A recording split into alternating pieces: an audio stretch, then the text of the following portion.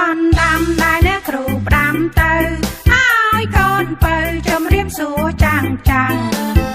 ដេញឡើយក៏ពៅមិនចាំច្បាំងដេញឡើយក៏ពៅមិនចាំច្បាំងលេងអងសំពាំងភ្លេងថាអរគុណក្រោយក្រោយសំពាំងចាំងចាំងមុនក្រោយក្រោយសំពាំងចាំងចាំងមុនរួចថាអរគុណមុនទទួលអ្វីអ្វី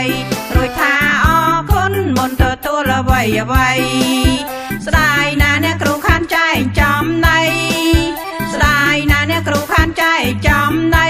ព្រោះតែថ្លាថ្លៃភ្លេចបណ្ដាំនាងគ្រូព្រោះតែថ្លាថ្លៃភ្លេចបណ្ដាំនាងគ្រូ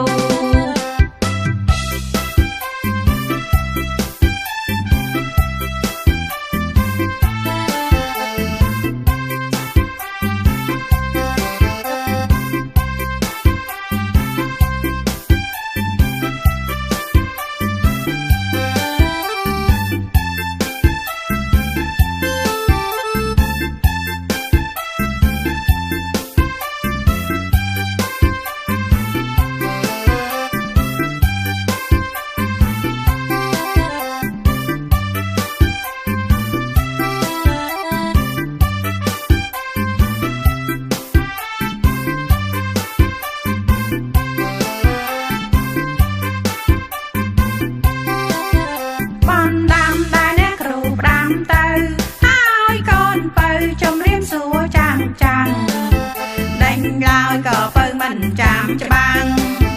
ដេញឡើយក៏ពៅមិនចាំច្បាំងលេងអងសំពាំងភ្លេងថាអរគុណក្រោយក្រោយសំពាំងចាំចាំងមុនក្រោយក្រោយសំពាំងចាំចាំងមុនរួចថាអរគុណមុនទទួលអ្វីអ្វីរួចថាអរគុណមុនទទួលអ្វីអ្វីស្ដាយណាស់អ្នកគ្រូខានចែកចំណៃស្ដាយណាស់អ្នកគ្រូខានចែកចំណៃព្រោះតែថ្លាថ្លៃភ្លេចបណ្ដាំនាងគ្រូ